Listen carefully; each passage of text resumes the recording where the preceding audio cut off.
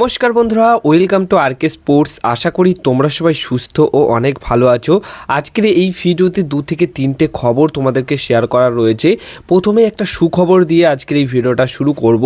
সেটা হচ্ছে ISL season এর যে এই সিজনে কিন্তু মোট 13টা করে ম্যাচ খেলবে প্রতিটা আইএসএল দল, এবং দিন শেষে লিগ শেষে 1 নম্বর স্থানে যে দল থাকবে সেই দলই হবে চ্যাম্পিয়ন। তো এখন চ্যাম্পিয়নের দৌড়ে কিন্তু এই মুহূর্তে রয়েছে মুম্বাই, জামশেদপুর, বেঙ্গালুরু, মোহনবাগান, ইস্টবেঙ্গল। এই কটা দল কিন্তু এই চ্যাম্পিয়ন্সের দৌড়ে রয়েছে। বিশেষ করে Mumbai city FC, Jamshedpur FC এবং মোহনবাগান, এই 4টি দলের মধ্যে 3টি দলের মধ্যে দারুণ ফাইট হচ্ছে। যেখানে মোহনবাগান দল কিন্তু শুরুতে 1 নম্বর পজিশনে ছিল, কিন্তু এখন তাদের রিসেন্ট 3টে ম্যাচের খারাপ পারফরমেন্সের জেরে তারা কিন্তু এখন 3 নম্বরে রয়েছে। তো বড় একটা ভালো কথা হয়েছে পয়েন্টস টেবিলের ক্ষেত্রে। সেটা হচ্ছে গতকাল মুম্বাই সিটি এফসি এবং জামশেদপুর এফসি এই দুটি দল একটি ম্যাচ খেলেছে, যেখানে মুম্বাই সিটি এফসি দল কিন্তু এই ম্যাচটা জিতেই নিত। পুরো 3টে পয়েন্ট পেয়ে গেলে তারা 20 পয়েন্ট নিয়ে একদম 1 নম্বর স্থানে থাকতো, কিন্তু তারা 1 পয়েন্ট পেয়েছে। শেষ মুহূর্তে জামশেদপুর এফসি দলের হয়ে ওই 92 মিনিটের মাথায় গিয়ে সার্থক গোল করেন, যার ফলে 1-1 গোলে ড্র হয়, এবং এই ম্যাচটা ড্র হওয়ার ফলে 1-1 পয়েন্ট পায় দুই দল। যেখানে তাদের 8 ম্যাচ হয়ে গেছে, মানে 1 ম্যাচ বাকি রয়েছে মোহনবাগান, ব্যাঙ্গালোর এফসি, ইস্টবেঙ্গল এদের। যেখানে মোহনবাগানের 1 ম্যাচ বাকি রেখে এখন 14 পয়েন্টে রয়েছে, কিন্তু আর একটা ম্যাচ খেলে যদি ওই ম্যাচটা জিততে পারে তাহলে কিন্তু 14 আর 3 7 17 পয়েন্ট নিয়ে কিন্তু আবার 2 নম্বর পজিশনে চলে আসতে পারবে। তো বড় একটা ভালো খবর যে উপরের দলগুলো যত ম্যাচ ড্র করবে ততই কিন্তু নিচের দলগুলোর সুবিধা হবে। সেই ক্ষেত্রে উপরের 1 এবং 2 নম্বরের দলগুলি গতকাল একটা ম্যাচ খেলে ড্র করেছে, যার ফলে 1-1 পয়েন্ট পেয়েছে। এটাই ভালো। ম্যাচ কোনো দল জেতেনি, এইটা সবথেকে ভালো হয়েছে। কারণ যদি একটা টিম ম্যাচ জিতে যেত তাহলে কী হতো, পুরো 3টে পয়েন্ট পেত এবং অনেকটা পয়েন্টস টেবিলের ভালো জায়গায় চলে যেত। তো সেই ক্ষেত্রে এখন মোহনবাগান দলের সুযোগ পয়েন্টস টেবিলের যে তারা নেক্সট ম্যাচ জিতে একদম মানে সরাসরি ভালো জায়গায় চলে যাক। দেখা যাক শেষ অবধি কী করে। আর এখন সব দলেরই 7 থেকে 8টা ম্যাচ খেলা হয়ে গেছে। তো এখন যে 5 থেকে 6টা ম্যাচ বাকি থাকবে সবকটা দলের, এই 5 থেকে 6টা ম্যাচগুলো কিন্তু দেখার মতো ম্যাচ হবে। কারণ এখন সমানে লড়াই হবে, না কোনো আছে সেমিফাইনাল, না কোনো কোয়ার্টার ফাইনাল।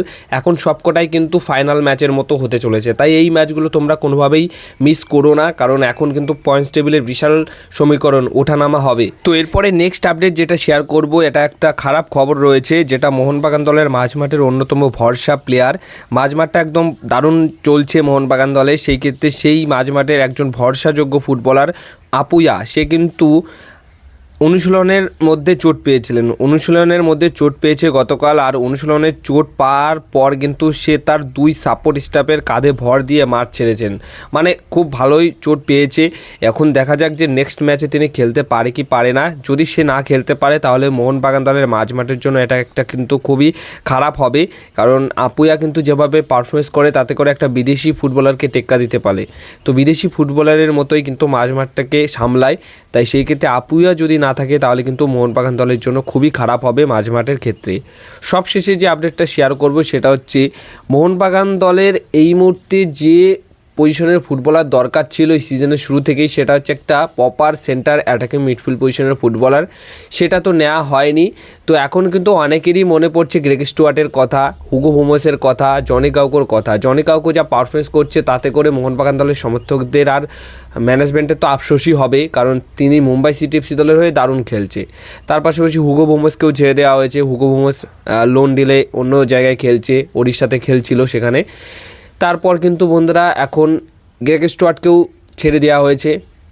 তো গ্রেগ স্টুয়ার্ট অন্তত এই সিজনের 13টা ম্যাচের জন্য আমার মনে হয় যদি তাকে রাখা হতো একদম ঠিকঠাক পারফরমেন্স করে দিতে পারতো, কিন্তু গ্রেগ স্টুয়ার্ট নিজেও থাকতে চায়নি। কিন্তু গ্রেগ স্টুয়ার্ট যদি থাকতো তাহলে হয়তো অনেক হারা ম্যাচ, অনেক ড্র করা ম্যাচ মোহনবাগান দল বার করে দিতে পারতো। একাই এই গ্রেগ স্টুয়ার্ট কিন্তু করে দিতে পারতো, কিন্তু মোটামুটি দল ভারী করে, বয়সের ক্ষেত্রে দল ভারী করে মোহনবাগান দলের কোনো লাভ হচ্ছে না এই ক্ষেত্রে। কারণ ডিমিত্রি পেট্রোডাস, জ্যাসন কামিংস একদম ম্যাচ ঘুরিয়ে দিতে পারছে না, এটা কিন্তু মানতেই হবে। যেখানে সাহাল আব্দুল সামাদ একদম ইন্ডিয়ান অ্যাটাকিং মিডফিল্ড পজিশনের ফুটবলার, সেও কিন্তু অনেক কিছু করতে পারে, কিন্তু ঠিকঠাক হচ্ছে না। আর মানে সতীর্থদের বোঝাপড়ার অনেক তালমিল রয়েছে, যেটা ঠিকঠাক হচ্ছে না। মোটামুটি বল ছাড়তে চায় না কেউ। তো সব মিলিয়ে মোহনবাগান দলের সার্জিও লোবেরার আন্ডারে এখনও অবধি কিন্তু মোহনবাগান দল সেই পূর্ণ শক্তিশালী দল নিয়ে খেললেও সেই বোঝাপড়ার মিল কিন্তু মোহনবাগান দলে দেখা দিচ্ছে না, যার ফলে কিন্তু লাস্ট 3টে ম্যাচ মোহনবাগান দল কিন্তু হেরেছে, ড্র করেছে, ভালো পয়েন্টও পায়নি। তাই এখন এই ম্যাচগুলো থেকেই ঘুরে দাঁড়াতে হবে। 6টা ম্যাচ বাকি রয়েছে মোহনবাগান দলের, 6টা ম্যাচে কিন্তু অন্তত পক্ষে 4-5টা তো জিততেই হবে, তাহলেই মোহনবাগান দল এই বছরের জন্য চ্যাম্পিয়ন হতে পারে। তো সেই ক্ষেত্রে ডিমিট্রি পেট্রাসের বদলে বা ডিমিট্রি পেট্রাসকে ছেড়ে দিয়ে যদি এই মরশুমে গ্রেগ স্টুয়ার্টকে রাখা হতো তাহলে তোমাদের কেমন হতো, তাহলে মোহনবাগান দলটা কেমন হতো সেটা অবশ্যই তোমরা কমেন্ট বক্সে জানিও। যদিও বা ডিমিট্রি পেট্রাসকে না ছাড়তো, তাও জেসন কামিন্সকে যদি ছাড়তো, কোনো এক ফুটবলারকে অবশ্যই ছেড়ে যদি গ্রেগ স্টুয়ার্ট বা একটা অন্য কোয়ালিটি অ্যাটাকিং মিডফিল্ড পজিশনের ফুটবলার এই সিজনেই নিয়ে রাখতো মোহনবাগান দল, তাহলে হয়তো গত 3টে ম্যাচের পারফরমেন্স আমরা অন্যরকমই দেখতে পারতাম। শুরুতে কী হয়েছে সেটা বলবো না, দিনের শেষে মোহনবাগান দলের সমর্থকরা একটাই জিনিস চাই, সেটা হচ্ছে জয় না পেলে মোহনবাগান দলের হয়ে খেলা প্লেয়ার নয়, কারণ মোহনবাগান দলটা আগে, তারপর প্লেয়ারগুলো, তারপর অন্যান্য কিছু যা রয়েছে সেইগুলো। দিনের শেষে মোহনবাগান দলের সমর্থকরা, ম্যানেজমেন্ট যাই বলো, সমর্থকরা বিশেষ করে চায় কিন্তু একটা জয়।